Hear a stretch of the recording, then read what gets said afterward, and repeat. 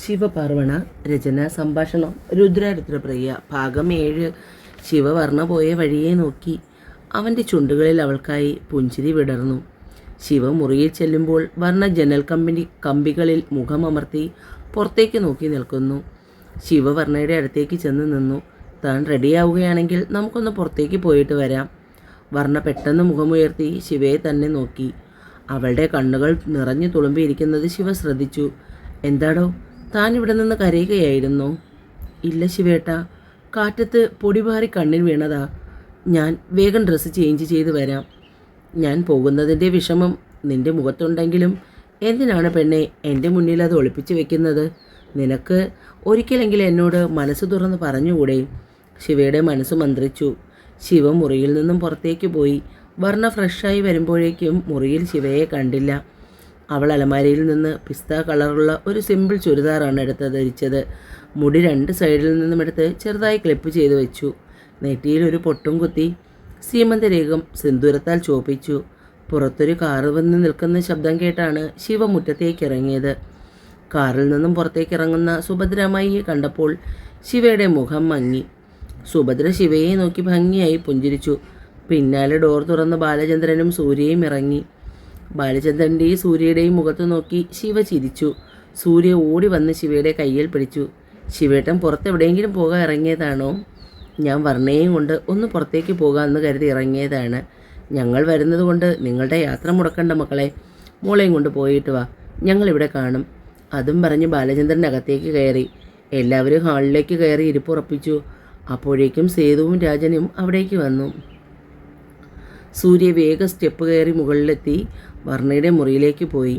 കണ്ണാടിയിൽ തൻ്റെ പ്രതിബിംബത്തിൽ തന്നെ നോക്കി നിൽക്കുകയായിരുന്ന വർണ്ണ പെട്ടെന്ന് പിന്നാലെ വന്ന ആരോ അവളെ ചുറ്റിപ്പിടിച്ചു. വർണ്ണ ഞെട്ടി തിരിഞ്ഞു നോക്കിയെങ്കിലും മുന്നിൽ ചിരിച്ച മുഖവുമായി സൂര്യ. ഏട്ടത്തി പുറത്തു പോകാൻ റെഡിയായിട്ട് നിൽക്കുകയാണല്ലോ.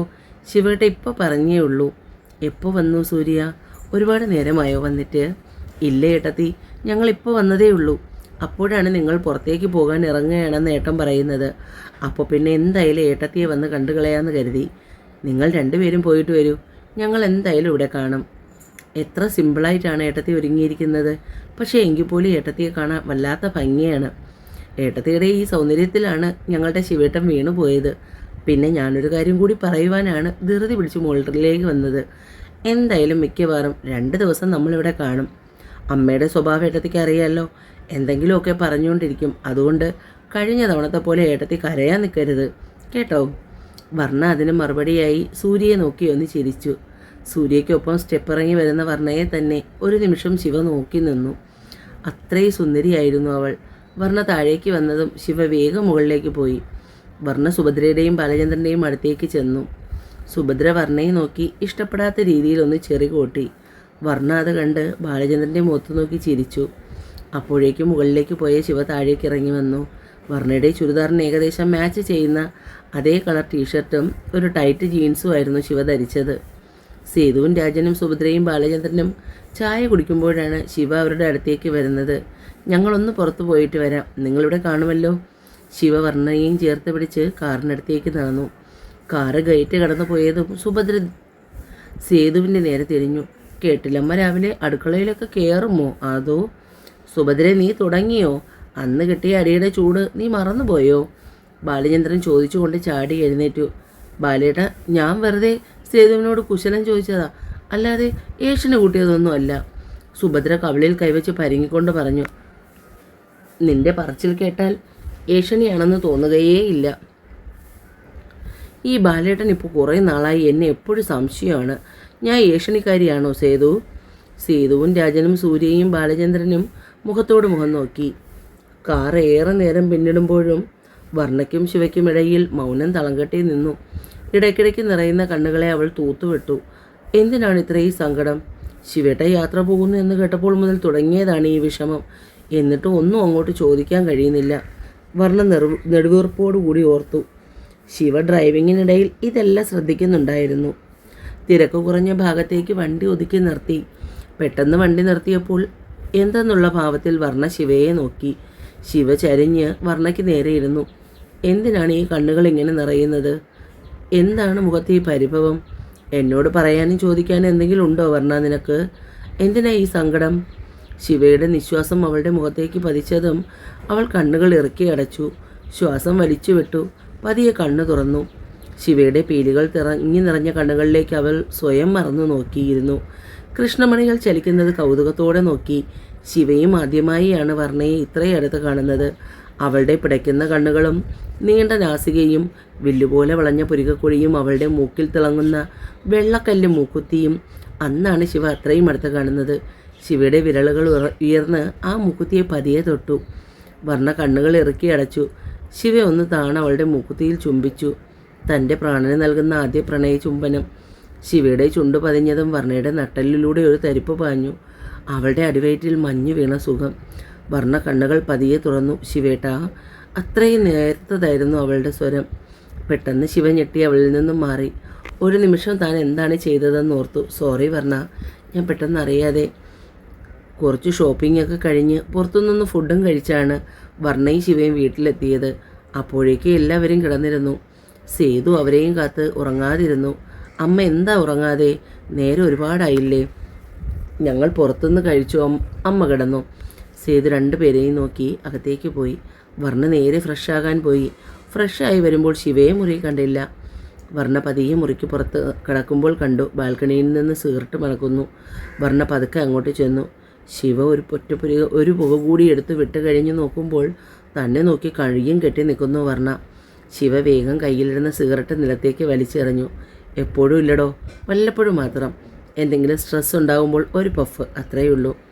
വർണ്ണ ശിവയുടെ അടുത്തേക്ക് വന്നു. ഞാനാണോ ശിവേട്ടൻ്റെ ഇപ്പോഴുള്ള ഈ മൂഡ് ഓഫിൻ്റെ കാരണം? ആണോ ശിവേട്ടാ? എന്തിനാ വർണ്ണ ഇങ്ങനെയൊക്കെ പറയുന്നേ? നീ എനിക്ക് എന്ത് ബുദ്ധിമുട്ടുണ്ടാക്കിയെന്നാണ്? നിൻ്റെ ആവശ്യമില്ലാത്ത ഈ ചിന്തകൾ ആദ്യം മാറ്റി വയ്ക്കണം. എന്നിട്ട് ഹാപ്പി ആവാൻ ശ്രമിക്കണം. നാളെ എപ്പോഴും ശിവേട്ടാ പോകുന്നത്? നാളെയോ? ചിലപ്പോൾ മറ്റന്നാളാകും. കുറച്ച് ഡോക്യുമെൻറ്റ്സും കൂടി കിട്ടാനുണ്ട്. അതുകൂടി കിട്ടിക്കഴിഞ്ഞേ തീരുമാനിക്കൂ. കുറച്ച് വലിയ പ്രോജക്റ്റാണ്. അപ്പോൾ ചെറിയൊരു മിസ്റ്റേക്ക് പോലും വരാൻ പാടില്ല. അതുകൊണ്ട് ധൃതി പിടിക്കാതെ സൂക്ഷിച്ച് കൈകാര്യം ചെയ്യണം. ശിവ വർണ്ണയുടെ അടുത്തേക്ക് വന്നു. എന്നോട് വേറെ ഒന്നും ചോദിക്കാനില്ലേ വർണ്ണ? വർണ്ണ മുഖമുയർത്തി ശിവയെ നോക്കി. ആ കണ്ണുകളിലെ ഭാവം അവൾക്ക് വേർതിരിച്ചറിയാൻ കഴിഞ്ഞില്ല. അവൾ വേഗം മുറിയിലേക്ക് പോയി. എന്നെ കൂടെ കൂട്ടിയാലെന്താ? നീ വരുന്നോ എന്നൊന്ന് ചോദിക്കുക കൂടി ചെയ്തില്ല. ഇത്രയേ ഉള്ളൂ സ്നേഹം. ഞാൻ ആരാ അല്ലെങ്കിൽ തന്നെ? രാവിലെ ശിവ ഉണർന്നു നോക്കുമ്പോൾ വർണ്ണ മുറിയിലില്ല. താഴെ നിന്നും പ്രിയയുടെയും സൂര്യയുടെയും ഉച്ചത്തിലുള്ള ബഹളം കേൾക്കുന്നു. ശിവ വാഷ്റൂമിൽ നിന്ന് ഇറങ്ങി നേരെ താഴെ പോയി. അവിടെ ഡൈനിങ് ടേബിളിൽ പ്രിയയും വർണ്ണയും സൂര്യയും കൂടിയിരുന്ന് ചപ്പാത്തിക്ക് കുഴയ്ക്കുകയും പരത്തുകയും ചെയ്യുന്ന ബഹളമാണ്. ശിവയെ കണ്ട ഉടനെ വർണ്ണ അടുക്കളയിലേക്ക് പോയി ശിവയ്ക്കുള്ള ചായയുമായി തിരികെ വന്നു. ചായ കയ്യിലേക്ക് വാങ്ങുമ്പോൾ ശിവ വർണ്ണയുടെ മുഖത്തേക്ക് നോക്കി. ഇപ്പോഴും ആ പരിഭവമുണ്ട്. പക്ഷേ ശിവ അത് കണ്ട ഭാവം പോലും കാണിച്ചില്ല. വർണ്ണയുടെ കയ്യിൽ നിന്നും ചായയും വാങ്ങി ശിവ നേരെ പേപ്പറുമായി ഉമ്മറത്തേക്കിരുന്നു. വർണ്ണയുടെ കണ്ണുകൾ ഇടയ്ക്കിടയ്ക്ക് ശിവ ഇരിക്കുന്ന ഭാഗത്തേക്ക് പാറി വീണു. സൂര്യയും പ്രിയയും അത് നല്ലവണ്ണം കാണുകയും ചെയ്തു. എന്താണ് പ്രിയതമയുടെ മുഖം ഇത്രയും കടന്നൽ കുത്തിയതുപോലെ ഇരിക്കുന്നത്? പ്രിയ വർണ്ണയെ കളിയാക്കിക്കൊണ്ട് ചോദിച്ചു. എന്തിനാടി പെണ്ണെ എപ്പോഴും മുഖം ഇങ്ങനെ വലിച്ചു കയറ്റി വെച്ചിരിക്കുന്നത്? നിനക്കൊന്ന് നന്നായി ചിരിച്ചുകൂടെ? ഏട്ടത്തി ചിരിച്ച എന്ത് ഭംഗിയാണെന്നോ കാണാൻ. എന്തിനാ ഏട്ടത്തി ഇങ്ങനെ പുഞ്ചിരിക്കാൻ വിസമ്മതിക്കുന്നത്? സൂര്യ വർണ്ണയെ നോക്കി. അത് പറയുമ്പോൾ ശിവ ഒന്ന് തിരിഞ്ഞു നോക്കി. നിങ്ങൾ കെട്ടിയനും കൂടി രാവിലെ കണ്ണുകൾ കൊണ്ട് കഥ പറയാതെ വാ തുറന്ന് എന്തെങ്കിലും വർത്തമാനം പറയേ. പ്രിയ ഇത്തിരി ഉച്ചത്തിലാണ് അത് പറഞ്ഞത്. അപ്പോഴേക്കും വർണ്ണ പരത്തിയ ചപ്പാത്തിയുമായി അടുക്കളയിലേക്ക് പോയി. സേതു വർണ്ണയുടെ മുഖത്തേക്ക് സൂക്ഷിച്ചു നോക്കി. എന്താ മോളുടെ മുഖത്തൊരു വിഷമം? അവൻ ബിസിനസ് ട്രിപ്പിന് പോകുന്നത് മോൾക്ക് വിഷമമാണോ? ഞാൻ രാജേട്ടനോട് ചോദിച്ച് മോളെ കൂടി കൊണ്ടുപോകുന്ന കാര്യം. എന്തൊക്കെയോ വലിയ കമ്പനിയുടെ മീറ്റിംഗ് ആണ്. മോളെ അവനെ കൂടെ കൂട്ടിയാൽ എല്ലായിടത്തും പോകാൻ കഴിയില്ല. മോള് റൂമിൽ തനിച്ചായി പോവും. അതുകൊണ്ടാണ് അവൻ മോളെ കൂടെ കൂട്ടാത്തത്. അവൻ ടൂറ് കഴിഞ്ഞ് വന്നതിന് ശേഷം മോൾക്കും അവനും കൂടി മോൾക്ക് ഇഷ്ടമുള്ള സ്ഥലങ്ങളിലൊക്കെ പോകാൻ കേട്ടോ. വർണ്ണ സേതു വിളമ്പി വെച്ച ആഹാരമെല്ലാം എടുത്ത് ഡൈനിങ് ടേബിളിൽ കൊണ്ടുവച്ചു. ഭക്ഷണം കഴിക്കാനിരിക്കുമ്പോഴും വർണ്ണയുടെ മുഖത്ത് അത്ര വലിയ തെളിച്ചമൊന്നും കണ്ടില്ല. കഴിച്ചുകൊണ്ടിരിക്കുന്നതിനിടയിലാണ് രാജൻ അത് പറഞ്ഞത്. നിങ്ങൾ രണ്ടുപേരും കൂടി നാളെ വർണ്ണമോളുടെ വീട്ടിലേക്ക് പോകണം. വിവാഹം കഴിഞ്ഞ് നിങ്ങൾ ഇതുവരെ അവിടേക്കൊന്നും പോയില്ലല്ലോ. സാധാരണ വിരുന്നിന് പോകുന്നൊരു ചടങ്ങുണ്ട്. നമ്മൾ പിന്നെ അങ്ങനെയുള്ള ചടങ്ങുകളൊന്നും വേണ്ടെന്ന് വെച്ചതാണ്. എന്നാലും വർണ്ണമോളെയും കൂട്ടി നീ എന്തായാലും അതുവരെ പോകണം. പ്രതാപനോടും മാമയോടും നീ ബിസിനസ് ടൂർ പോകുന്ന കാര്യത്തെക്കുറിച്ചും സംസാരിക്കണം. വീട്ടിൽ പോകുന്ന കാര്യം കേട്ടപ്പോൾ വർണ്ണയുടെ മുഖത്ത് ചെറിയൊരാശ്വാസം, സന്തോഷമൊക്കെ മിന്നിമാഞ്ഞു. വൈകുന്നേരമായപ്പോൾ രാജനും സേതുവും കൂടി പുറത്തേക്ക് പോയി. വർണ്ണയുടെ വീട്ടിലേക്ക് കൊണ്ടുപോകുന്നതിന് വേണ്ടി വാങ്ങിയ സാധനങ്ങളുമായി തിരിച്ചു വന്നു. വാങ്ങിയ ഡ്രസ്സിൻ്റെ പാക്കറ്റുകളെല്ലാം രാജനും സേതുവും കൂടി വർണ്ണയെ ഏൽപ്പിച്ചു. മോൾ ഇതെല്ലാം ഭദ്രമായി കൊണ്ട് മുറിയിൽ വെച്ചേക്ക്, നാളെ വീട്ടിലേക്ക് പോകുമ്പോൾ കൊണ്ടുപോകാനുള്ളതാണ്. വർണ്ണ സന്തോഷത്തോടു കൂടി അവയെല്ലാം വാങ്ങി മുറിയിൽ കൊണ്ടുവച്ചു. വർണ്ണയ്ക്ക് അച്ഛനെയും അമ്മയും ഒക്കെ കാണുന്ന കാര്യം ഓർത്തപ്പോൾ സന്തോഷം തോന്നി. വർണ്ണയെ സേതു വീതി കുറഞ്ഞ പച്ച കളർ കരയുള്ള സെറ്റുമുണ്ട് ഉടുപ്പിച്ചു. കഴുത്തിൽ പാലക്കാമാലയും ചെറിയൊരു മുല്ലമൊട്ട് നെക്ലസും, കാതിൽ വലിയ ജിമിക്കയും കയ്യിൽ 2 വീതി കൂടിയ വളകളും. മുടി ഭംഗിയായി മെടഞ്ഞിട്ട് അതിൽ മുല്ലപ്പൂ ചൂടി. നെറ്റിയിൽ ചെറിയ പൊട്ടും കുത്തി. കണ്ണുകൾ 2 കൺമഷി ഇട്ടു. നെറ്റിയിൽ സിന്ദൂരവും ഇട്ടപ്പോൾ അവളുടെ ഭംഗി ഒന്നുകൂടി ഇരട്ടിച്ചു. സേതുവിൻ്റെ മുറിയിൽ നിന്നും ഇറങ്ങി വരുന്ന വർണ്ണയെ സുഭദ്ര കണ്ണും തള്ളി നോക്കി നിന്നു. ഇവക്ക് ഇത്രയും ഭംഗിയുണ്ടായിരുന്നോ? ചുമ്മാതല്ല ശിവ ഇവളെ തന്നെ മതിയെന്ന് പറഞ്ഞ് നിന്നത്. 2ാം ഘട്ടമാണെന്ന് അറിഞ്ഞിട്ടും സുഭദ്രയുടെ ആത്മകഥ മനസ്സിലാക്കിയ വണ്ണം സേതു വർണ്ണയെ കൂട്ടി അടുക്കളയിലേക്ക് പോയി കടുകും ഉപ്പും മുളകും എല്ലാം എടുത്ത് വർണ്ണയെ ഒഴിഞ്ഞു. ആരുടെയും കണ്ണുദോഷം എൻ്റെ കുട്ടിക്ക് കിട്ടാതിരിക്കട്ടെ. മോള് മുറിയിൽ പോയിക്കോ. ശിവ ഇറങ്ങിയോന്ന് നോക്ക്. അതെന്താ സേതു, ഞാൻ നോക്കിയത് കൊണ്ടാണോ നീ വർണ്ണയെ ഒഴിഞ്ഞിട്ടത്? എൻ്റെ സുഭദ്രയെ നീ നോക്കിയത് കൊണ്ടല്ല, എൻ്റെ കുട്ടിക്ക് ആരുടെയും കണ്ണ് കിട്ടാതിരിക്കാൻ വേണ്ടിയാണ് ഞാനത് ചെയ്തത്. അത്രയ്ക്ക് അവൾക്ക് ഐശ്വര്യമുണ്ട്. അത് പറഞ്ഞ് സേതു മുറിയിലേക്ക് പോയി. വർണ്ണ ചെല്ലുമ്പോൾ ശിവ പച്ച ഷർട്ടും അതിന് മാച്ചായ മുണ്ടും റെഡിയായി നിൽക്കുന്നു. കാര്യമായി എന്തോ തിരയുവാണ്. വർണ്ണ ചെന്നതുപോലും അറിഞ്ഞില്ല. ശിവേട്ട എന്താ നോക്കുന്നേ? എൻ്റെ വാച്ച് കാണുന്നില്ല വർണ്ണ. അതും പറഞ്ഞ് തിരിഞ്ഞ ശിവ മുന്നിൽ നിൽക്കുന്ന വർണ്ണയെ കണ്ട് ഞെട്ടി. ആദ്യമായിട്ടാണ് സെറ്റ് മുണ്ടിൽ അവളെ കാണുന്നത്. അവളുടെ സൗന്ദര്യം ഒന്നുകൂടി ജ്വലിച്ചു നിൽക്കുന്ന പോലെ. നെറ്റിയിൽ സിന്ദൂര ചുവപ്പിൽ അവളുടെ മുഖം ഒന്നുകൂടി തിളങ്ങി. ഞാനിങ്ങനെ ഇന്നലെ മുറി ഒതുക്കിയപ്പോൾ എടുത്തു വെച്ചു ശിവേട്ട. അവൾ ശിവയുടെ മുന്നിൽ കയറി അലമാരയുടെ മുകളിലെ തട്ടിലിരുന്ന ബോക്സിൽ നിന്നും വാച്ച് എടുത്ത് ശിവയ്ക്ക് കൊടുത്തു. ശിവ അതുമായി പുറത്തേക്ക് ഇറങ്ങി. ഫോൺ എടുക്കാൻ മറന്ന് ശിവ തിരികെ മുറിയിൽ കയറുമ്പോൾ വർണ്ണ പുറത്തേക്ക് ഇറങ്ങുന്നു. പെട്ടെന്ന് 2 പേരും ശ്രദ്ധിച്ചില്ല. ശിവയും വർണ്ണയും തമ്മിൽ കൂട്ടിമുട്ടി. ബാലൻസ് തെറ്റി വീഴാൻ പോയ വർണ്ണയെ ശിവ ഇടുപ്പിൽ കൈയിട്ട് ചേർത്ത് പിടിച്ചു. അവളുടെ നെഞ്ചിലെ പിടച്ചിൽ ശിവയുടെ ഹൃദയതാളമായി ഒന്നായി. അവൻ്റെ നിശ്വാസം അവളുടെ മുഖത്തും കഴുത്തിലും പതിച്ചു. അവളുടെ ശരീരം ഒന്ന് വിറച്ചു.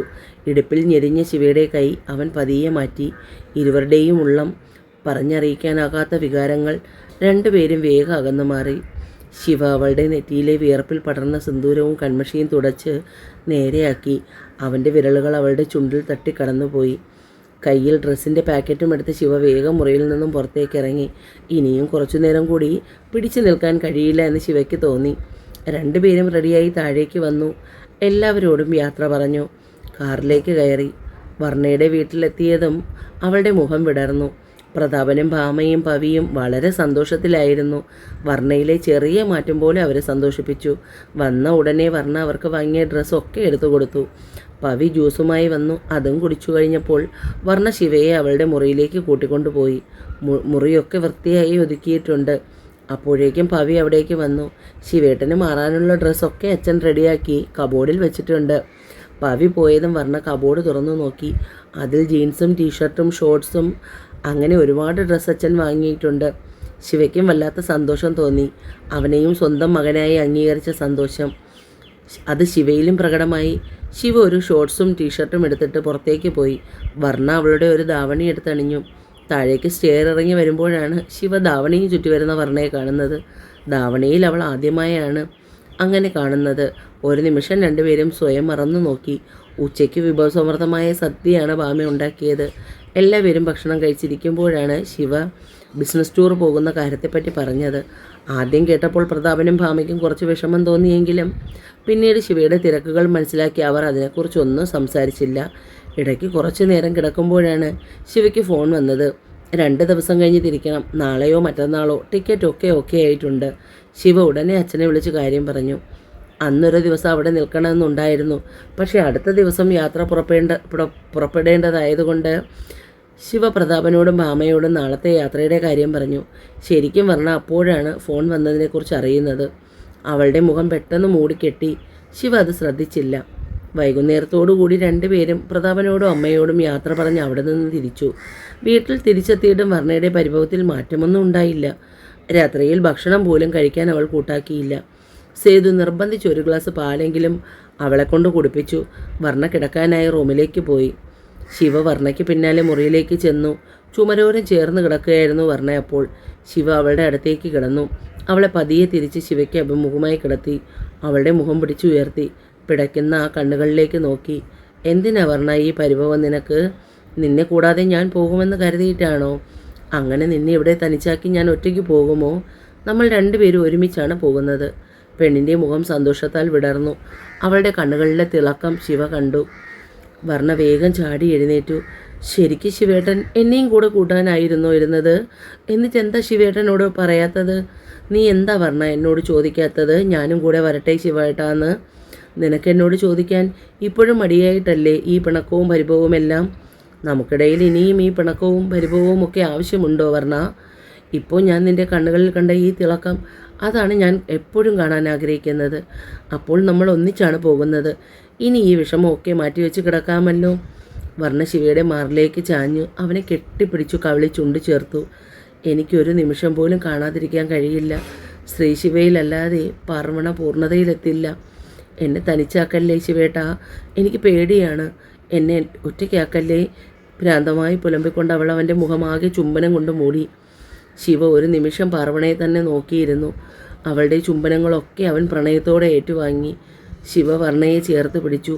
ഇത്രയും പ്രണയം ഉള്ളി വച്ചിട്ടാണോ വർണ്ണ എന്നെ ഇങ്ങനെ ഒഴിവാക്കിയത്? എൻ്റെ സ്നേഹം കാണാതെ നടന്നത് നിനക്കെങ്ങനെ കഴിഞ്ഞു വർണ്ണ? വർണ്ണ ശിവയിൽ നിന്നും അകന്നു മാറാൻ ശ്രമിച്ചു. ശിവ അവളെ വലിച്ച് നെഞ്ചിൽ ചേർത്തു. ഇനി എന്തിനാ വർണ്ണ ഈ അകൽച്ച? എന്തിനാ ഈ ഒഴിഞ്ഞുമാറ്റം? നമുക്ക് പ്രണയിക്കാൻ വർണ്ണ. ഇതിൽ കൂടുതലൊന്നും എനിക്ക് വേണ്ട. നിൻ്റെ പൂർണ്ണ സമ്മർദ്ദത്തോടെ മാത്രമേ നമ്മൾ ഒന്നാകൂ. എന്നെ നീ അത്രമേൽ ആഗ്രഹിക്കുമ്പോൾ ഞാൻ എൻ്റെ പ്രണയം മുഴുവനും നിനക്കായി നൽകും. അതുവരെ നമുക്ക് പ്രണയിക്കാമെടി. പക്ഷേ അതിനിടയിൽ എൻ്റെ ചെറിയ ചെറിയ കുറുമ്പുകൾ നീ സഹിക്കണം കേട്ടോ. വർണ്ണ ശിവയുടെ മുഖത്തേക്ക് നോക്കി. എന്നെ അത്രയ്ക്ക് ഇഷ്ടമാണോ ശിവേട്ടന്? എനിക്ക് വാക്കുതാ, ഏത് സാഹചര്യത്തിൽ എന്നോടൊപ്പം ഉണ്ടാകുമെന്ന്, എന്നെ വിട്ടു പോകില്ലെന്ന്. ശിവ അവളുടെ കയ്യിൽ കൈ ചേർത്ത് വെച്ചു. അവളുടെ നെറ്റിയിൽ അമർത്തി ചുംബിച്ചു. ഞാൻ നിൻ്റെ ഡ്രസ്സൊക്കെ പാക്ക് ചെയ്ത് വെക്കാൻ പ്രിയയോടും സൂര്യയോടും പറഞ്ഞിരുന്നു. അതിലെന്തെങ്കിലും മറന്നിട്ടുണ്ടോ എന്ന് ഒന്ന് നോക്കിയേക്ക്.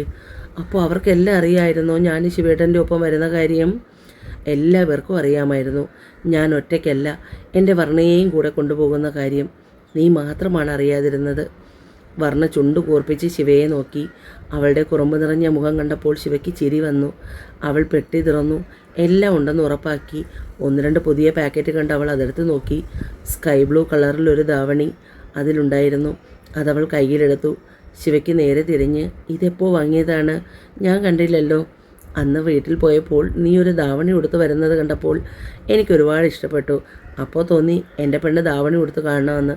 അങ്ങനെ വാങ്ങിയതാണ്. എങ്ങനെയുണ്ട്? ഇഷ്ടപ്പെട്ടോ? എനിക്കൊരുപാട് ഇഷ്ടപ്പെട്ട കളറാണ്. ഇത് കൊണ്ടുപോകണോ ശിവേട്ടാ? വേണം, ഇരിക്കട്ടെ. എപ്പോഴാണ് ആവശ്യം വരുന്നതെന്ന് പറയാൻ പറ്റില്ല. ശിവ മീശി ഒന്ന് കടിച്ചു പിടിച്ച് വർണ്ണയെ നോക്കി ചിരിച്ചു. ഈ ശിവേട്ടൻ. അവൾ വേഗം ആ പാക്കറ്റ് ബാഗിൽ വയ്ക്കാൻ തിരിഞ്ഞു. പെണ്ണിൻ്റെ മുഖം ചുവന്നു. ശിവ പിന്നിലൂടെ വന്ന് വർണ്ണയുടെ പിൻകഴുത്തിൽ ചുംബിച്ചു. അവളൊന്ന് പിടഞ്ഞു. കൈ ചുരിദാറിൽ കൊരുത്തു പിടിച്ചു. ശിവ വർണ്ണയെ തനിക്ക് അഭിമുഖമായി നിർത്തി. അവളുടെ മുഖം പിടിച്ചുയർത്തി. വർണ്ണയുടെ കവിളിൽ നാണത്തിൻ്റെ ചോപ്പ് പടർന്നു. നാസികത്തുമ്പിൽ വിയർപ്പ് തുള്ളികൾ മൊട്ടിട്ടു. ശിവ അവളുടെ കണ്ണുകളിൽ നോക്കി. വർണ്ണ, ഞാൻ തൻ്റെ ചുണ്ടുകളിൽ ഒന്ന് ചുംബിച്ചോട്ടെ? ശിവയുടെ വിരലുകൾ വർണ്ണയുടെ ചുണ്ടുകളിൽ പതിയെ തലോടി. അവൻ്റെ മുഖം താണു വന്ന് വർണ്ണ കണ്ണുകൾ പതിയെ അടച്ചു. ശിവയുടെ ചുണ്ടുകൾ വർണ്ണയുടെ ചുണ്ടുകളിൽ പതിയെ ചേർന്നു. വർണ്ണയുടെ ഹൃദയം ശക്തമായി മിടിക്കാൻ തുടങ്ങി. ശിവ അവളുടെ ചുണ്ടുകളെ പതിയെ ചുംബിച്ചു. ഒരു പൂമ്പാറ്റയെ പോലെ ഒട്ടും വേദനിപ്പിക്കാതെ വർണ്ണയുടെ വിരലുകൾ ശിവയുടെ പിൻകഴുത്തിലൂടെ അവൻ്റെ മുടിയിലേക്ക് കൊരുത്തു വലിച്ചു. പെട്ടെന്ന് ഡോറിൽ ആരോ മുട്ടുന്നത് കേട്ടു. ശിവ വർണ്ണയിൽ നിന്നും മാറി വേഗത്തിൽ ഡോർ തുറക്കാൻ പോയി. ആഹാ, നീ ആയിരുന്നോ? എന്താണ് മാഡം, ഉറക്കമില്ലേ? പ്രിയയെ കണപ്പിച്ചൊന്ന് നോക്കി ശിവ. അവൾ കയ്യിലിരുന്ന പാക്കറ്റ് വർണ്ണയ്ക്ക് നേരെ നീട്ടി. ഇതുകൂടെ വെച്ചേക്ക് ബാഗിൽ. ഇതെന്താടോ? വർണ്ണ പ്രിയയോട് ചോദിച്ചു. മരുമോളുടെ മുടി സംരക്ഷണം. അമ്മയുടെ എന്തോ മരുന്നൊക്കെ ഇട്ട കാച്ചെണ്ണയാണ്.